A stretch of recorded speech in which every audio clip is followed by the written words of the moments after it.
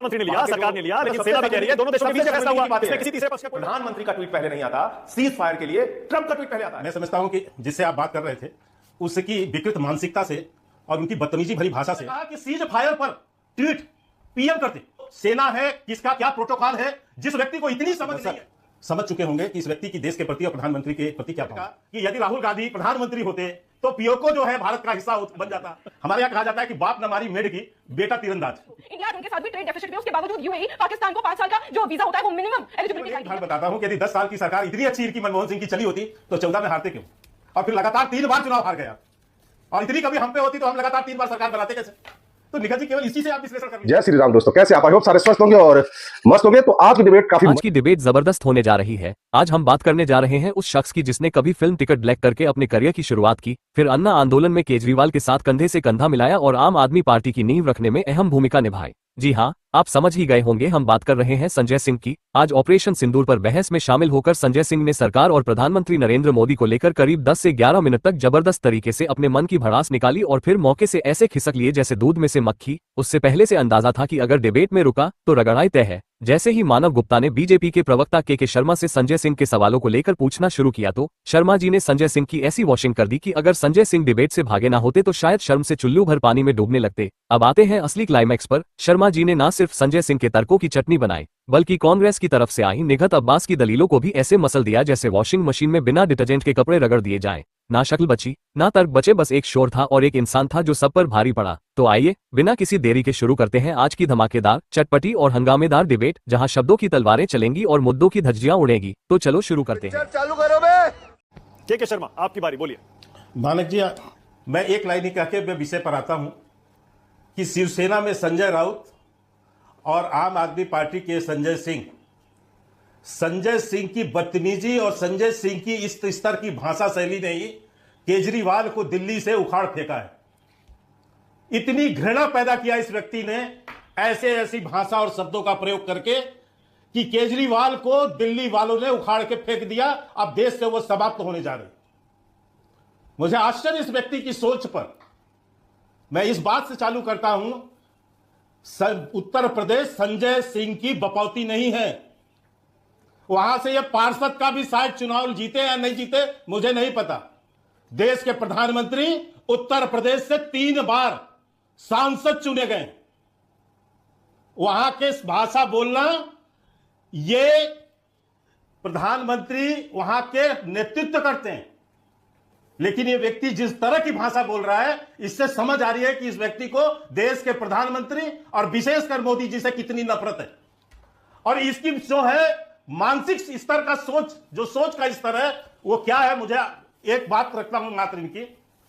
इन्होंने कहा कि सीज फायर पर ट्वीट पीएम करते।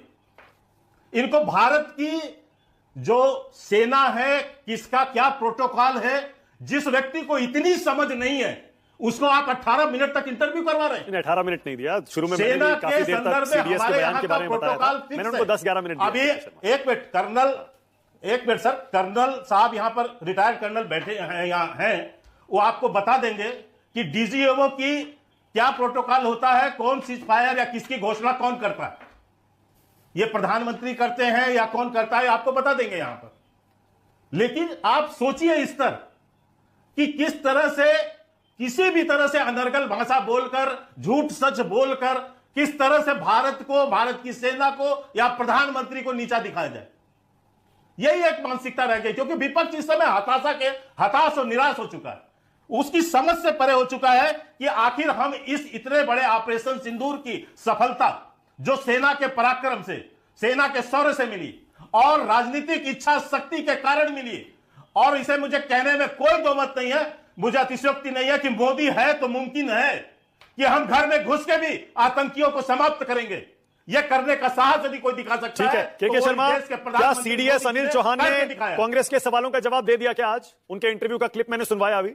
नहीं, मैं उसी पे आता हूं सर। मैं देखिए, उसके लिए आपके सेना के बहुत अच्छे विशेषज्ञ हैं, वो बहुत अच्छे से उसको बताएंगे उस सेना की भाषा को कि क्या है। लेकिन मैं जितना समझ पाया हूं मैं उतना भी आपको बताऊंगा। लेकिन एक प्रश्न आपने और उठाया, आज जो रेड्डी जी का बयान आपने, मानक जी वैसे आप बहुत गंभीर पत्रकार हैं और बहुत अच्छा शो है। मैं समझता हूं आपको जो है डिबेट के लिए मुद्दों के टोटे नहीं हो सकते थे, लेकिन ये जो विषय आपने उठाया डिबेट का कि यदि राहुल गांधी प्रधानमंत्री होते तो पीओको जो है भारत का हिस्सा बन जाता, मुझे लगता है इतना हास्यास्पद मुद्दा लेकर आप यहां आए हैं कि मैं समझ नहीं पाया। और हास्य यह है, एक हमारे यहां कहावत है, वो शायद विनोद जी अच्छे से इसको समझेंगे, मैं इसको शब्दशः न लिया जाए, मेरे इस बात को अन्यथा न लिया जाए। हमारे यहां कहा जाता है कि बाप न मारी मेढ की, बेटा तीरंदाज। पीओको राजीव गांधी नहीं ले पाए, इंदिरा गांधी नहीं ले पाई, इनके नाना नेहरू नहीं ले पाए, उन्होंने तो पीओको दे दिया। वो तीनों तो प्रधानमंत्री थे वो तीनों प्रधानमंत्री थे इस देश, ठीक है, जिसकी गुणगान करने में कांग्रेस पार्टी पागल हुई है। और एक बात कहकर पूरा बात तो करने, पूरी बात कर लीजिए, एक आधा सेकंड मात्र। और चलो तीनों की तो बात छोड़िए, यूपीए सरकार 10 साल चली यहां पर, और उसके सबको, पूरे देश को, क्या विदेश तक को पता है कि सुपर प्राइम मिनिस्टर कौन था। सोनिया गांधी, राहुल गांधी, जो प्रधानमंत्री के अध्यादेश को फाड़ के फेंक दे, कैबिनेट के फैसले को, और नॉनसेंस शब्द का प्रयोग करते हो, वो व्यक्ति 10 साल के अंदर एक बार चिड़िया नहीं मार पाए। एक नहीं, कितनी घटनाएं हुई, एक बार पाकिस्तान को लाल आंख नहीं दिखा पाए। वो व्यक्ति चाटुकारिता की पराकाष्ठा है। बहुत देर से आपका इंतजार करिए, क्योंकि यहाँ पर के भाई साहब ने एक बहुत अच्छी बात बोली जो अक्सर इन लोगों के प्रवक्ता बोलते हैं कि मोदी है तो मुमकिन है। इन्होंने अर्थव्यवस्था को लेकर बोला था, और इन्होंने ये बोला था कि किस प्रकार एक कूटनीतिक जीत और देश हमारे साथ खड़े रहते। मैं उस पर जवाब दे देती हूँ। बिल्कुल सही बोला, मोदी है तो मुमकिन है कि तभी पिछले 5 वर्षों में सबसे कम तेजी से बढ़ी हमारी इकोनॉमी 6.45% पर। तो हाँ, मोदी है तो मुमकिन है। पिछले 45 वर्षों में पहली दफा ऐसा हुआ है कि बेरोजगारी का दर 9.2% हो गया, तो मोदी है तो मुमकिन है। पिछले इतने वर्षों में, 10 सालों में पहली बार ऐसा देखा गया है कि यूथ अनएम्प्लॉयमेंट 45% तक बढ़ गया, तो मोदी है तो मुमकिन है। और ट्रेड डेफिसिट पर इन्होंने बोला, ट्रेड डेफिसिट पहली बार जो मनमोहन जी की सरकार में $25 बिलियन होता था, वो आज मोदी जी की सरकार में चाइना के साथ ट्रेड डेफिसिट है $100 बिलियन का। तो बिल्कुल सही कहा। ओके, के शर्मा आपकी बारी है, टाइम खत्म हो जाएगा। के शर्मा आखिरी 10 सेकंड, ओके 10 सेकंड, उसके बाद आप बोलिएगा। Thank you. अब आप देखिए, मैं केवल इतना ही जवाब देना चाहता हूं। क्या आ रहा हूं उसके बाद मैं ये क्या 10 सेकंड और दे दीजिए उनको। यूएई हो, सुनिए निगहत अब्बास मेरा नाम है, कुवैत हो या फिर यूएई हो, इंडिया आज उनके साथ भी ट्रेड डेफिसिट में, उसके बावजूद यूएई पाकिस्तान को 5 साल का जो वीजा होता है वो मिनिमम एलिजिबिलिटी क्राइटेरिया पे दे देता है, और कुवैत सारा वीजा जो बैन किया था पाकिस्तान का, उसको अनबैन करके इनके साथ ट्रीटी, लेबर ट्रीटी साइन करा। और आज तो खबर ये आई है कि रशिया भी ट्रीटी साइन कर रहा है। ओके निगहत, ओके अब रुक जाइए। के शर्मा थोड़ा सा टाइम मैंने दे दिया, आप ही की साथी है निगहत अब्बास, मुझे उम्मीद है आपको बुरा नहीं लगा, पुरानी साथी है। नहीं, कोई बुरा नहीं लगा, मुझे अच्छी लगा कि वो कोशिश कर रही थी कि इधर उधर से जो कुछ बोल सके बोल जाओ, लेकिन ऐसा नहीं होता। केवल एक उदाहरण बताता हूं कि यदि 10 साल की सरकार इतनी अच्छी इनकी मनमोहन सिंह की चली होती तो 14 में हारते क्यों, और फिर लगातार 3 बार चुनाव हार गया। और इतनी कभी हम पे होती तो हम लगातार 3 बार सरकार बनाते कैसे।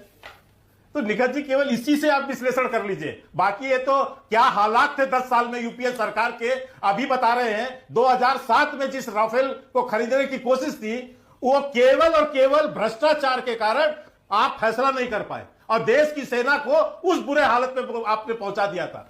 आप पूरे राफेल को लेकर पूरे देश भर में झूठ बोलते फिरे, और अंत में सुप्रीम कोर्ट से डांट खाने के बाद राहुल गांधी को माफी मांगनी पड़ी। आई होप कि आपको डिबेट पसंद आएगा। डिबेट पसंद आए तो लाइक कीजिए, शेयर कीजिए, और चैनल पर नहीं तो सब्सक्राइब कीजिए। मिलता हूं किसी नए डिबेट के साथ, तब तक जय श्री राम।